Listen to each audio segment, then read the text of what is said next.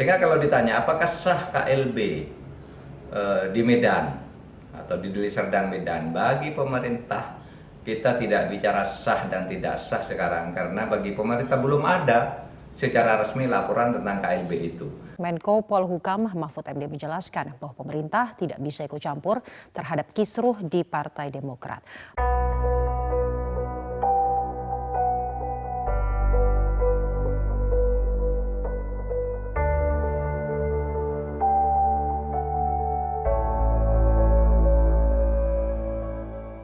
Nah, kenapa pemerintah tidak bertindak sehingga akhirnya KLB jadi diselenggarakan? Yang di Medan itu, yang di Deli Serdang itu kan adalah para kader berkumpul.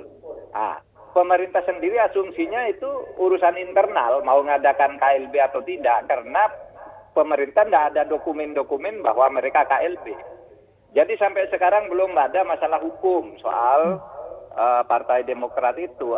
Baru akan ada masalah hukum nanti kalau KLB itu dilaporkan oleh panitianya, ini hasilnya, ini ketuanya, baru pemerintah nanti akan meneliti undang-undangnya bagaimana, syarat-syarat menurut ADART-nya bagaimana. Kalau pemerintah bertindak sekarang, itu berarti sewenang-wenang. Misalnya membubarkan sebuah pertemuan. Dasarnya apa membubarkan sebuah pertemuan? Orang bertemu kader kok mau dibubarkan. Okay. Menurut Undang-Undang Nomor 9 tahun 98 tidak boleh membubarkan begitu, dan itu selalu dilakukan oleh pemerintah sebelumnya. Pak SBY juga dulu tidak pernah membubarkan acara yang diadakan oleh PKB, baik kubunya Gus Dur maupun kubunya Muhaimin. Pak SBY juga, Pak Bu Megawati pada tahun 2003 juga tidak pernah membubarkan PKB-nya Matori ataupun PKB-nya Gus Dur, dibiarkan saja. Karena memang tidak boleh membubarkan, itu hak mereka internal. Baru jadi kasus nanti kalau sudah masuk ke Menkumham. Putusan Menkumham nanti bisa digugat lagi, baik oleh yang melaporkan maupun oleh yang terlaporkan. Jawaban pemerintah dinantikan di situ. Apakah pemerintah bisa bersikap adil, bersikap netral, dan betul-betul menjadikan hukum sebagai landasan untuk menentukan apakah ini legal atau tidak legal. Bagaimana nanti proses yang akan terjadi di Kemenkumham, Prof. Mahfud? Saya jamin, saya akan berusaha agar aturan-aturan itu ditegakkan dengan benar. Dan saya sudah berkomunikasi dengan Menkumham, Pak Yasona. Saya bilang, kita jangan berbicara soal legal atau tidak legal soal ini. Kita tunggu dulu apa yang dilaporkan mereka secara resmi. Nah, nanti kita lihat dong, kalau pemerintah pasti ikut aturan-aturannya lah, gitu. Aturan ADART-nya bagaimana, undang-undangnya bagaimana. Kalau kemudian ada konflik, kemudian Menteri Menkumham membuat keputusan, itu kan kalau misalnya ada yang tidak puas, ada ke pengadilan. Dulu selalu begitu, tidak boleh menghalangi sebuah pertemuan internal yang diselenggarakan sebelum dilaporkan secara resmi kepada pemerintah. Oke, berarti Prof, apakah kuncinya nanti itu adalah menilai ADART mana yang dipakai, ADART mana yang benar? Karena sekarang kan kubu AHY mengatakan mereka punya ADART yang dilanggar semua ketentuannya oleh penyelenggara KLB di Deli Serdang. Sementara yang di Deli Serdang mengatakan mereka mengubah ADART, mereka mengembalikan ADART, acuannya ADART 2005. Jadi kalau kita hanya berbicara aspek ADART, yang mana sebetulnya yang benar, ADART 2020 atau ADART 2005? Yang ada di pemerintah sekarang adalah ADART 2005. Yang ada di pemerintah sekarang ketua umumnya adalah AHY. Itu hukumnya yang ada sekarang.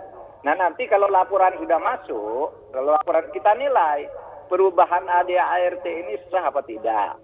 Penyelenggaraan KLB ini sah apa tidak? Pemerintah hanya ngukur gitu aja. Kan simpel sekali. Ada ukuran-ukuran undang-undang, ada ukuran ADART. Bagaimana nanti hasilnya? Ya kita belum dapat laporan, tidak tahu. Kita lihat dulu apakah KLB-nya itu memenuhi syarat apa tidak. Kan gitu aja.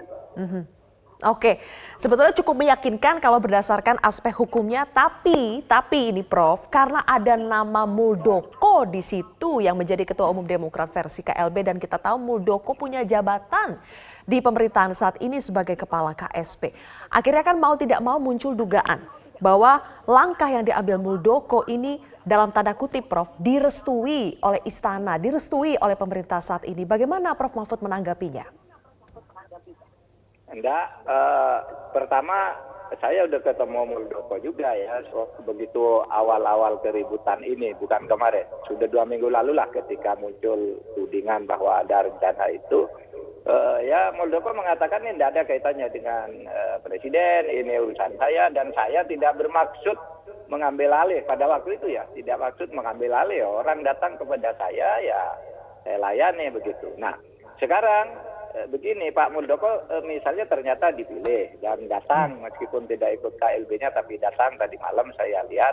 Ya kita lihatlah perkembangannya. Yang jelas begini, partai koalisi itu sudah ada ketentuannya siapa-siapa yang boleh menjadi wakil partai koalisi. Oleh sebab itu kalau seorang mewakili partai yang bukan direstui oleh partai koalisinya tentu presiden akan mempertimbangkan sungguh-sungguh apa itu boleh apa tidak. Yang kedua urusan jabatan Pak Muldoko itu adalah sepenuhnya hak presiden, wewenang presiden. Itu yang disebut hak prerogatif, hak untuk melakukan sesuatu tanpa boleh ditawar oleh orang lain. Itu hak prerogatif namanya, itu hak presiden. Lalu yang ketiga tergantung Pak Muldoko sendiri, gitu. Kan Pak Muldoko punya hak dan punya kewajiban.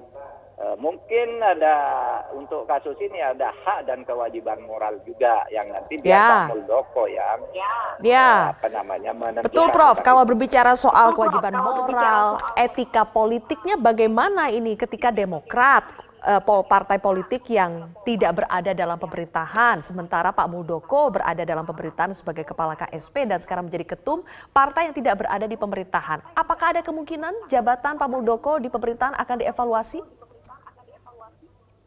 Itu yang bisa mengevaluasi hanya dua. Satu presiden, karena itu hak prerogatif. Dua Pak Muldoko sendiri, gitu.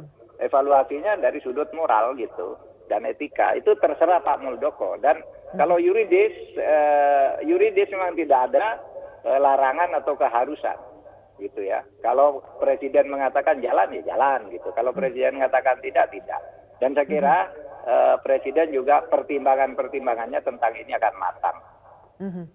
Oke, Prof Mahfud, apakah sudah ada reaksi mungkin dari pembicaraan antara Prof Mahfud dengan Muldoko atau Presiden dengan Muldoko mengenai langkah Muldoko yang meladeni, yang menerima ketetapan dirinya sebagai Ketua Umum Demokrat? Belum, resminya belum. Telepon-teleponan juga belum, kan baru tadi malam ya. Baru tadi malam juga tengah malam, kemudian hari ini hari libur, besok libur. Kalau kita sendiri sih menganggap itu ya itu biar berjalan dulu kontroversinya, biar saling berargumen dulu. Kita sendiri ada prosedur misalnya paling lambat dalam waktu sekian hari sesudah kalau ada KLB itu harus lapor ke Menkumham. Menkumham harus membuat keputusan minimal sekian hari sesudah disampaikan, kan begitu aja. Nah nanti di situ baru mulai hukum gitu. Sekarang belum ada, kita belum menganggap ada KLB karena belum ada laporan. Gitu. Oke, dianggap belum ada. Belum ada belum. masalah hukum sampai sekarang. Nanti ketika sudah dilaporkan kepada Kemenkumham, baru bertarung hukum di situ. Prof Mahfud, bagaimana menjamin dan meyakinkan bahwa pemerintah dalam kasus Demokrat ini akan netral?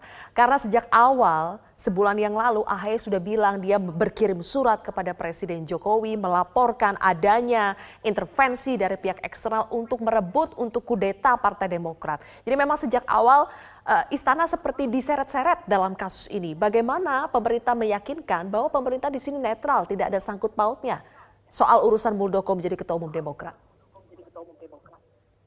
Ya, pemerintah sudah menjawab ya melalui Pak Mensesnek bahwa itu adalah urusan internal. Bagaimana lalu misalnya, apakah boleh menurut Anda, seumpama Anda di pemerintah, melarang orang untuk menyatukan aspirasi politik dan menyatakan sikap-sikap politik yang merupakan hak konstitusional? Apalagi itu menyangkut orang-orang Partai Demokrat. Oleh sebab itu Presiden mengatakan yaitu urusan internal Partai Demokrat. Bahwa dari internal ada yang mengajak Pak Muldoko, yaitu urusan internal juga. Kenapa bisa mengajak orang luar?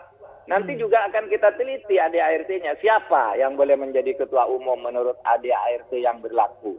Bagaimana mekanisme KLB itu kita akan teliti semua. Saya sudah berkomunikasi dengan Pak Yasona Lauli. Kita akan menegakkan aturan-aturan dengan baik.